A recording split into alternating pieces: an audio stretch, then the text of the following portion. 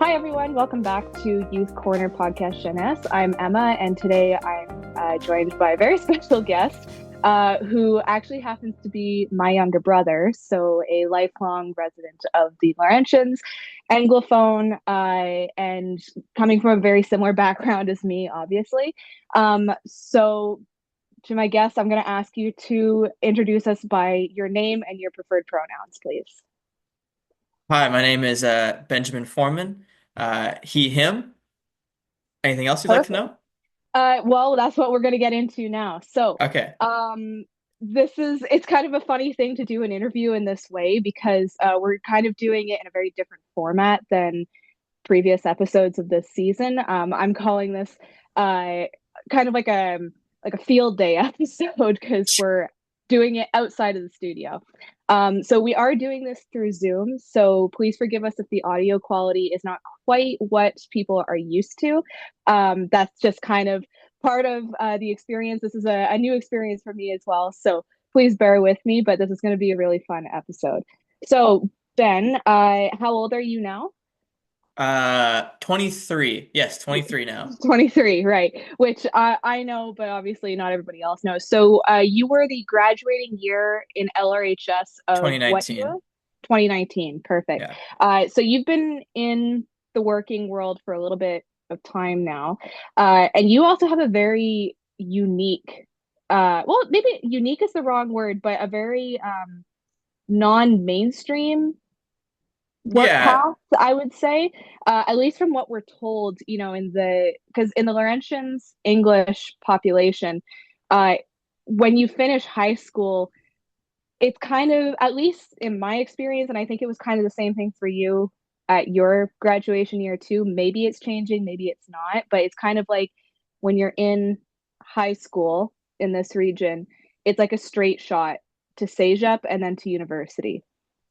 Yeah, Um, that's kind of exactly what was expected of me at the time. I was a relatively good student. I had good marks. I was expected to go right into CEGEP to university.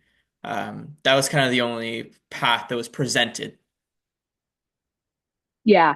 Yeah. No, and I definitely remember when I was graduating, it was a slightly different scenario for me, which I won't get into, but that is what I ended up doing. I graduated high school, went to CEGEP, and then went to university, because that's just how things were done. So tell me, what did you end up doing after high school? So I knew I didn't want to go to CEGEP. I had seen, well, your experience with it, and not that it was necessarily a bad one by any means, but I knew that it wasn't going to be for me at that time. Hmm. So I looked at other options. I ended up kind of on a whim. There was a field trip to a trade school that was being done at our high school when I was in Sec 5, and it happened to be on my birthday. So just by a whim to basically get out of a day of school on my birthday, I was like, oh, I'll go to the trade school. And I ended up finding it pretty cool. It was really interesting. So I knew I didn't really know what I wanted to do after high school, so I signed up for the welding program because that's the one that seemed the most interesting to me. I'm like, I don't want to do nothing. I want to at least um, be doing something and be moving forward in some way. So that's the reason why I decided to go into trades at that point. Okay. So that's very interesting that 'cause I know that we've spoken about that a bit before, but I always forget, the very, very beginnings of it. It's kind of interesting that that started very much as a, on a whim situation. It's like, oh, Yeah, get out of school free day. that was exactly it. And then it ended up determining, what was a career of a few years for you, Yeah, about 5 years. about 5 years. So that's pretty cool. That I find that funny because one of my previous guests, who is a basically a performance level speed skater, who's currently in secondary two. Yeah. That's kind of how she got into the sport as well too. It was kind of a like, oh well, I find this kind of interesting, and there's a day to go and test it out, might as well. And then lo and behold, I think about the same amount of time, almost 5 years later, and she's competing at a high level. Mhm. So it's kind of interesting how you know I hesitate to use the word fate, but there is a certain element of feeling like, Yeah, oh, okay, I'd say so. that happened because it was supposed to. Um, okay, so that means you started out welding very young. You were I was 17 when you 17, yeah. graduated? Yeah, started 17. right Okay. after, Um, right after the summer of 2019. So September 2019. right. Okay. And what was which school did you go to? So I went to Construct Plus in Saint-Eustache. So it's actually a really, really cool school. Actually, Sir Wilfrid Laurier is the part owners and collaborators with this school, along with the Commission scolaire de la Rive-Sud. So it's actually a bilingual school program. So they have, Okay. I think, five or six, maybe even more now, trade programs, and they're all bilingual. So the courses are given in both English and French at the same time. So course material is handed out to the English students in English, it's handed out to French students in French. Hmm. And it's actually very, very beneficial, I found, especially for myself, because my French vocabulary, I was already okay at speaking French, I could get by. Um, but being in that immersed environment just brought my French language skills to another level. I was also learning the terminology in both languages as well too, which just helped me out further on down the line immensely. Yeah, no kidding. How long was the program? How long were you in school for? So that program is one of the longest trade programs. It's 1,800 hours because that's just how the trades work. They schedule it out in hours, at least in Quebec. So Okay. that one is it's about a year and 3 months technically. Unfortunately, mine got kind of broken up because COVID happened right when I was almost done.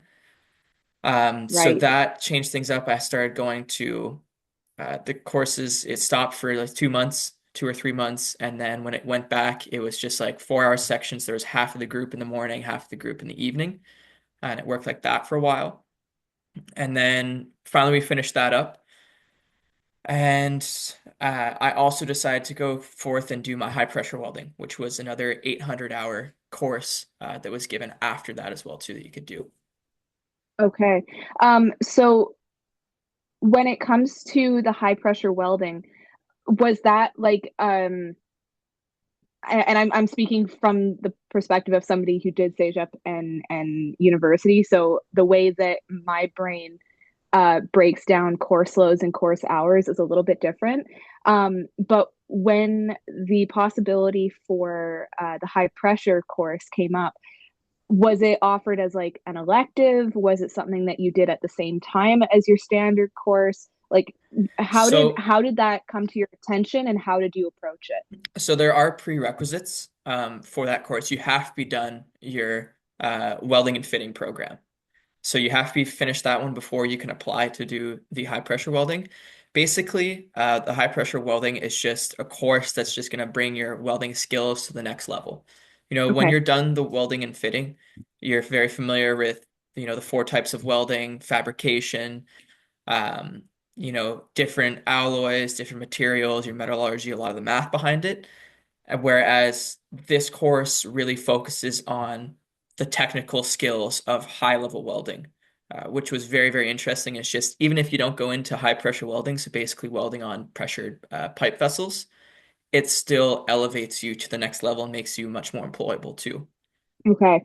Yeah, no kidding, because that's we hear that about trade school all the time, and it's kind of frustrating to hear, and this is coming from like an outsider of it as well too. We're always hearing like the trades will never go out of demand, the trades will never go out of demand, you'll always have a job.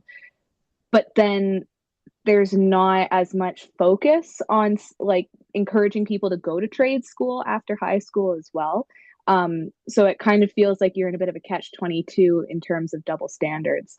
Um, so to that end, I want to talk a little bit about your experience while you were in trade school, at least from the perspective of having been a really high achieving student that everybody expected to go to CEGEP or go to university, who then chose a different path. Um, you were in kind of a unique situation in that case, in that you were anglophone. You could speak French, but it was coming from an anglophone background. You're from the rural Laurentians as well. You were very young, uh, and you're going into this with like super high honor roll grades too. So, what were some misconceptions or prejudices you faced from people both within the trades and then people outside of the trades that maybe thought you were going to go into something else? Yeah, so I guess I'll start off with like right when I was in high school when the decision was made that I was going to go into trades. Hmm. I didn't slack off or anything like that because of that reason. Because getting into the trades, you don't need to have the highest marks any means. You need to have your Sec 4, uh, math, French, I believe science as well too. You have to have all your Sec 4 courses as well as your history, everything to technically graduate, but you don't need some of the other courses too. So there's that kind of there could have been a possibility of just slacking off for the rest of the years, Hmm. for the rest of the year, sorry.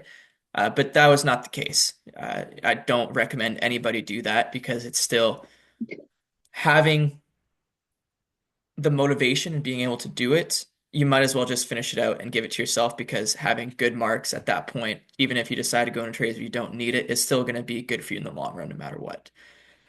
But so, anyways, I continued to, work hard in school, and I had a few teachers who were rather disappointed in me that I wasn't going into to CEGEP right away. Said some rather unpleasant and unprofessional things that were not very appropriate, but I didn't really pay it any mind. I went ahead and started in the trades. At first, it was really, really hard because I came from, I was not used to working with my hands whatsoever. I worked in a grocery store at that point. I'd play outside all the time and did a lot of active things, but I wasn't familiar with how to properly use my hands and my body uh, to work. So Hmm. that was pretty challenging because a lot of other students, first of all, there's a lot of older students in the class, which was really, really beneficial, and I'll get into that later. But they had already had a lot of work experience. Some of them came from other trades, from other domains, and they just had a lot more experience and familiar. And also a lot of kids that I was in the program with, they either come from families who owned like welding companies or construction companies or had a father who was in it or something. So a lot of them were already familiar with it, whereas I was starting at nothing. So that did make it very challenging because I had to learn something completely new to me, which was really, really tough. And everybody was accelerating much faster than I was at the very beginning. So that was certainly a big, big challenge. But I think being with older people and having really great teachers and great mentors kind of taught me that, you don't always have to be the best, just as long as you're trying, you're going to get where you need to be. And that really paid off, especially when it came to the end of my program. I was very, very happy with myself. I'd achieved a lot, learned a lot of new skills, and not just skills necessarily associated with welding, just a lot of like personal skills as well too. How to communicate properly in the work industry and with adults. That was probably one of the biggest and most valuable skills. Yeah, absolutely. I mean, and that's something that, everybody learns in time, but I think your education path really dictates how quickly or how slowly you learn those skills as well. And you would remember this because we're siblings, we grew up in the same house. But Really? personally, personally, I remember I was very, very shy, almost cripplingly so, when it came to having to approach strangers, having to ask for any kind of help or anything along those lines in a professional setting. And I wouldn't change any part of my educational path, but there was a certain amount of in-person communication that was lacking, at least in the earlier stages of my traditional education path, that you picked up on incredibly fast, for exactly that reason. And that's another point that I would love to bring up as well, was how quickly did you go from having basic French communication to being entirely bilingual? Pretty fast, within a matter Yeah. of months, just being in it so often. Because, like, there wasn't that many English students, of course. Like, there was quite a few who spoke both English and French, but their main language was French. So I was exposed to it a lot more, right? In high school, you only have one class of French, not even daily, right? Hmm. So being around it and immersed in it every day and having to learn all this new terminology as well too really just accelerated the learning. Don't get me wrong. It's not like I was speaking the most proper French whatsoever. You know, the trade industry has a lot of slang, both in English and in French, and I was learning to speak in that way. Even to this day, I don't necessarily speak the most proper French either, but I do speak the way that a lot of Quebecois people do speak as well. Yeah, that's true. That's true. And I think that's what it really comes down to, especially when we're talking about, you know, professional paths and especially in trades, because, you know, trades is directly aiding the lives of people as well, too. You know, it's not medicine and it's not academia, but it's very hands-on and very direct, you know, when it comes like electricians, welders, plumbers, hairdressers, all of these things that are considered trades, it is a direct effect on people and everybody needs them as well. Yeah. Everybody in their daily life has a need for trade specialties. So to be able to communicate with anybody about, you know, are your lights flickering? Are the pipes backed up? When did this thing break? It's critical because if you can't communicate with a client, then the job's You not have either nothing. not going to get done properly or it's going to take forever.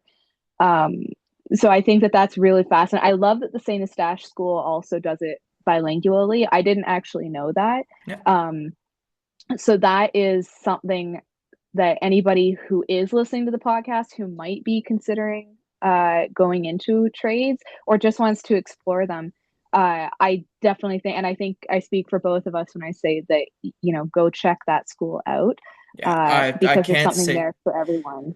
I can't say enough good things about that school. I had such a great Yeah. experience. You know, I'm still involved in it every now and then, doing like promotional videos or things like that. And you know, it's pretty much free.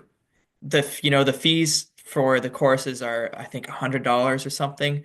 And keep in Wow. mind, you know, I did have to pay for my transportation getting there. So I was traveling about an hour each way for school, which is a lot, but to me, it was really, really worth it. Um, Yeah, and it paid itself off very quickly for you as well too. And Absolutely.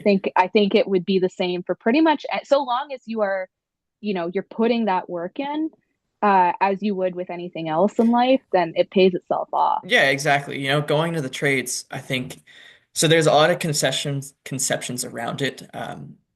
I think number one, especially that's seen in the high school, is that people think that if you're in the trades that you're um, not the smartest person, let's say, that you're looked down upon from the rest of society, which is just really wrong and not the case because I worked in trades for 5 years and I met some of the smartest people and most knowledgeable people I've ever met in my life. You know, my mentor, Will Christie, who I was with at Protexplo, which is the company I worked at after school, Hmm. is still one of the people I look up to.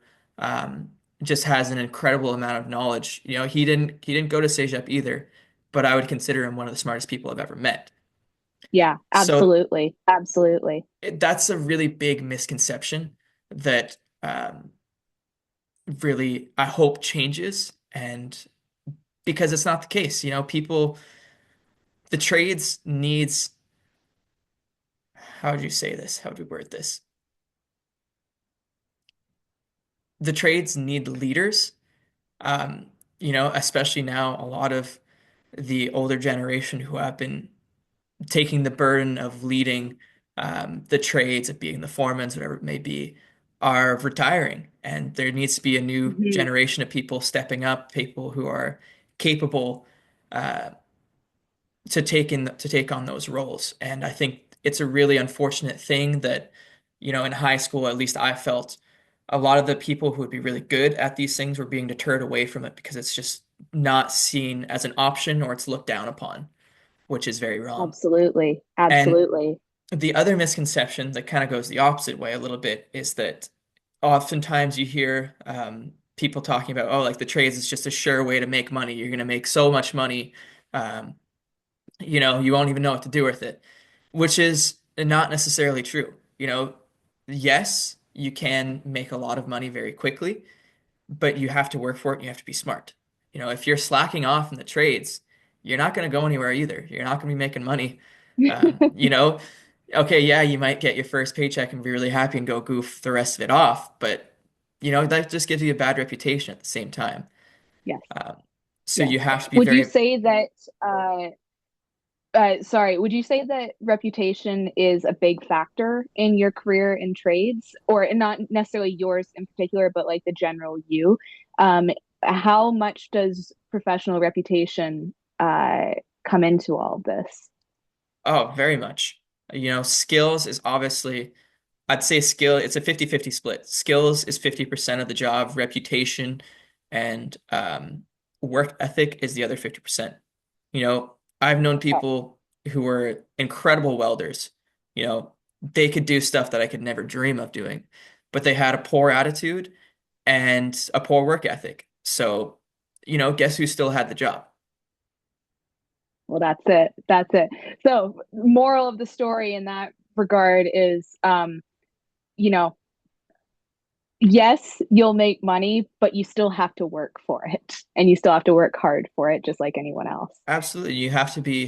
Um, you have to be very smart because there's no doubt that working in trades can be dangerous. You have to be mindful of yourself. You can't be putting yourself or anybody else in harm's way. There's a lot of risks.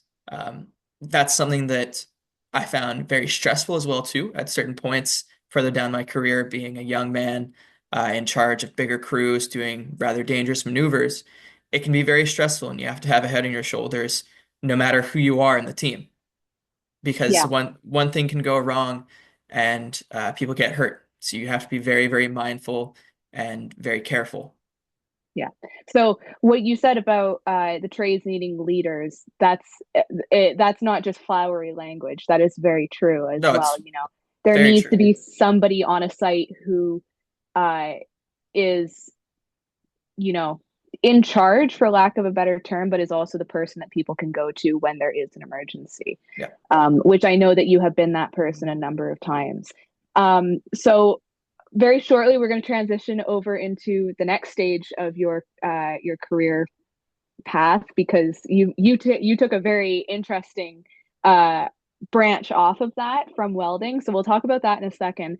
But one last little thing about your career in welding, and hopefully something that might also attract more people to it, is that you traveled a lot while you were a welder.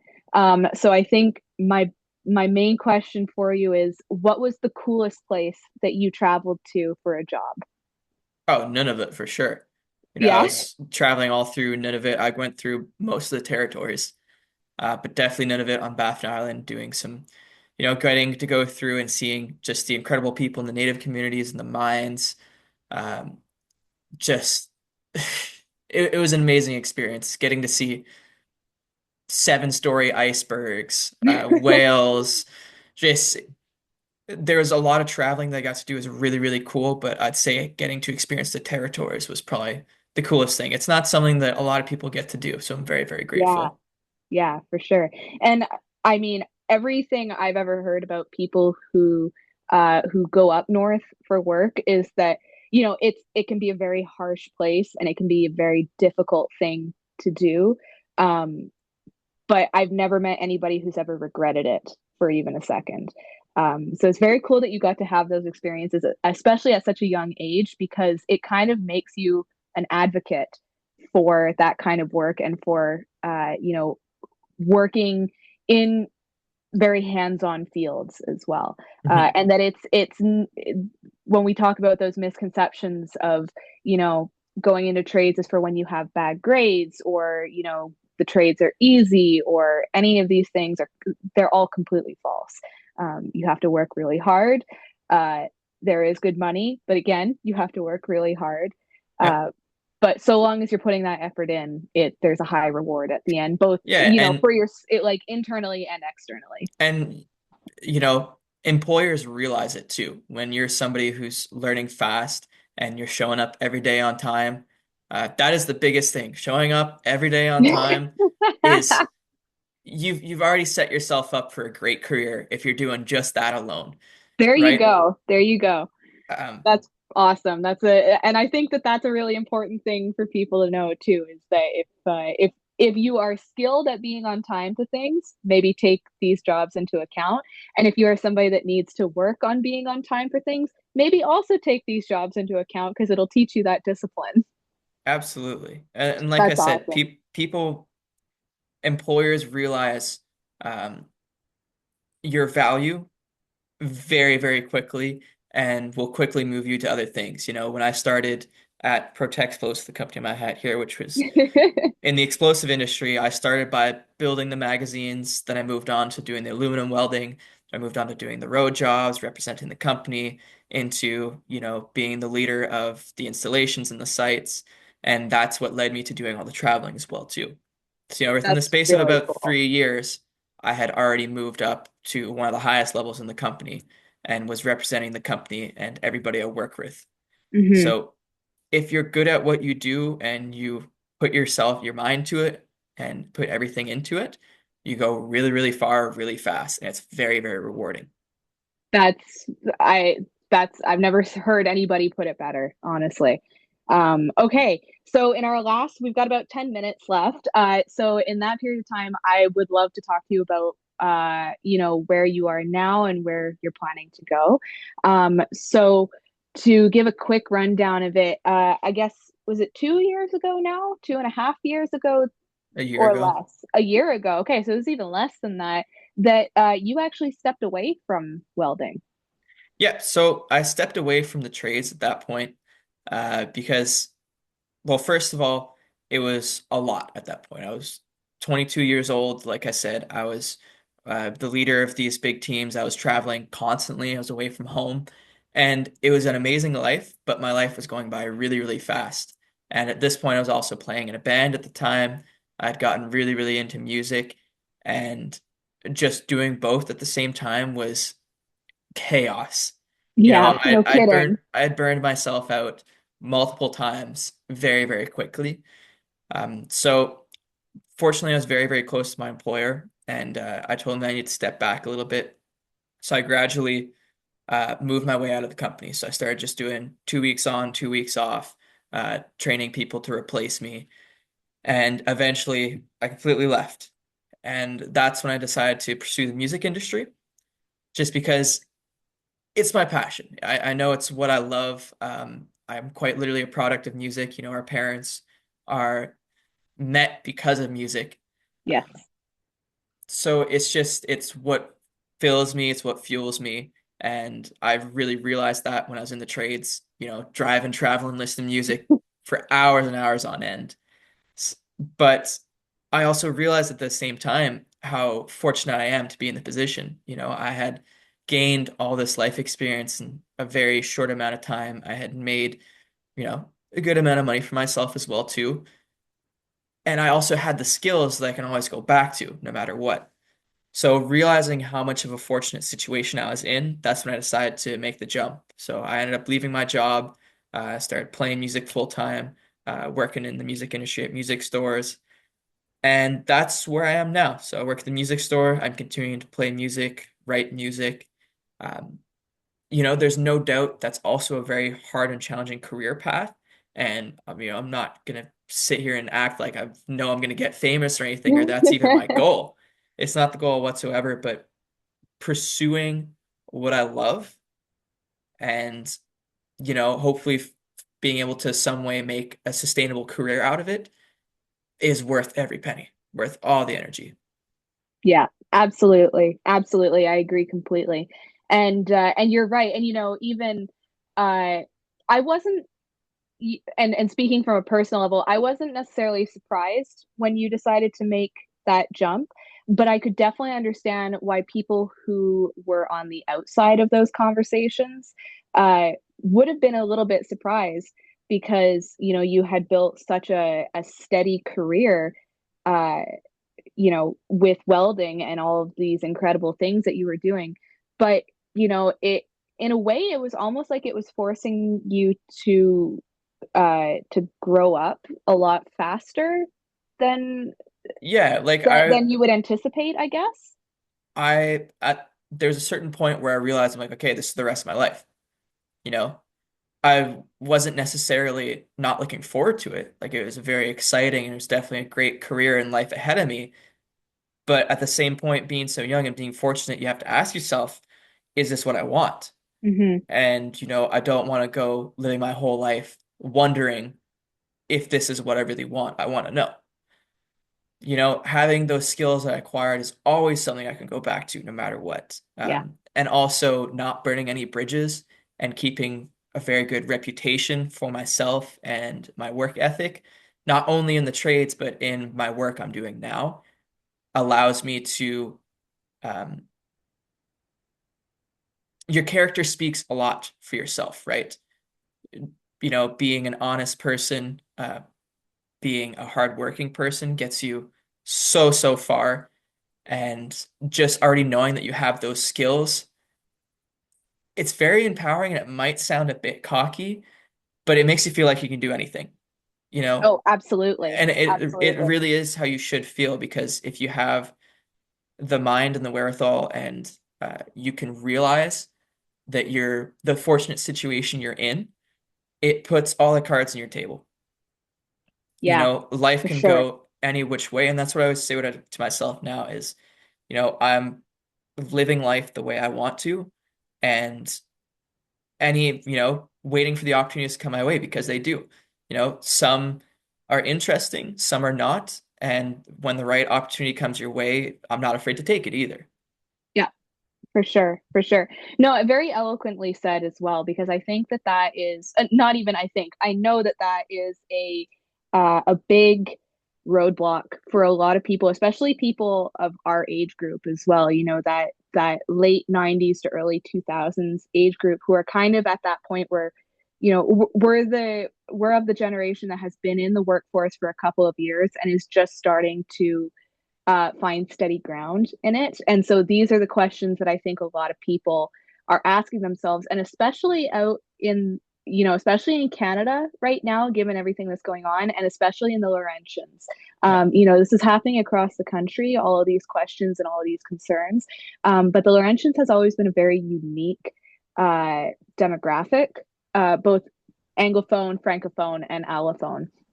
There's just something about this region that almost feels like your successes and your failures almost feel a little more concentrated uh, because of the communities out here. So hmm, you'll be hearing about these things about yourself repeated by other people for your whole life.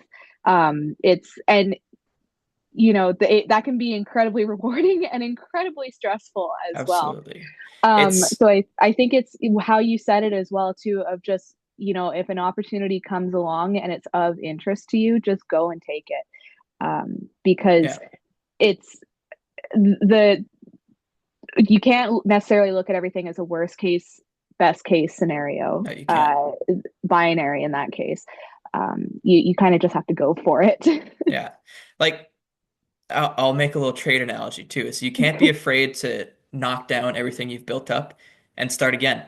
Because maybe what you've built isn't what you envisioned either. It Yeah, wasn't what you thought it was, and starting over is more than okay, and you should be really proud of yourself for starting over. It takes a lot, you yeah. know. I And to think put it's it into an analogy for, somebody who maybe isn't in the trades, yeah. if you've ever tried to build IKEA furniture and you've had to redo it 4 times because even if you're reading the instructions, it's not turning out the way that you envisioned. Sometimes you have to make some tweaks to it that were not in the instructions. Eventually, you're going to get the furniture that you were looking for. It's just maybe it wasn't in the way that you were hoping for or you were Yeah, expecting. there's no recipe to life. There's no one No. way of doing it, and there's no one way to having a successful and happy life. And, sometimes you go down, I don't want to say the wrong path because that's not right. I think we learn something very valuable through any path we go down. But sometimes you need to, do your U-turn and find somewhere else to go off to. Yep. Yeah, I agree. I agree. Well, we're gonna wrap it up now because we are kind of at our Aw, 30-minute we're kind of at our 30-minute window right now.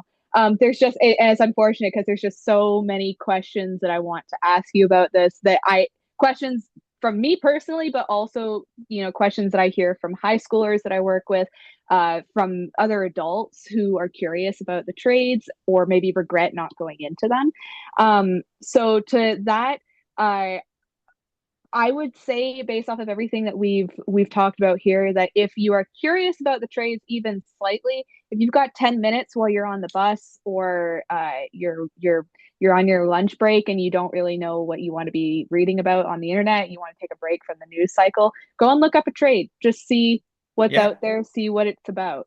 Construct Plus, like I said, they do a student for a day as well too, which is really cool. You can sign up and you get to go be a part of whichever trade class you choose to be for a day. That gives you some really great ideas. You can tell right away if it's for you or not, right away. There you Um, go. It's a fast decision. It's a very fast decision. Most definitely. If you're Um, afraid of fire, don't go into welding. don't go You into know? welding.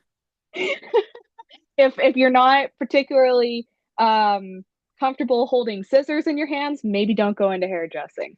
Yeah, But that's the nice thing about trades, is that there's so many of them, there's some that so we many. we don't even think of as trades. So once again, Ben, thanks so much for doing It's this been a episode. pleasure. Thanks for taking the time to do this.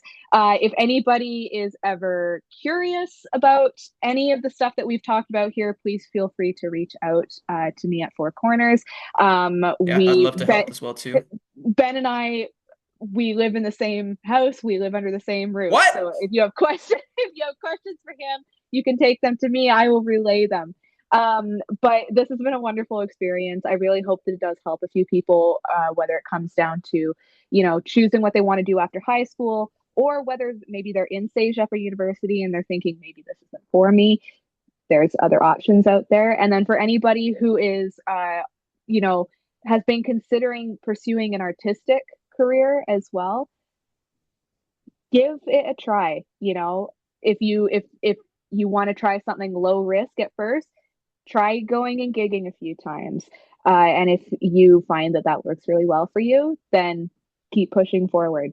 Ben, do you have any last words for us before we wrap up? I'll just reiterate on something I've already said is, don't live your whole life wondering what could have been or what could be. There you go. There you go. Okay, well, this has been wonderful. Thank you again for tuning in to Youth Korner Podcast Jeunesse. I Thank am you guys. Emma. I have been with Ben for this interview, and That's we will me. see you next time. Bye, everyone.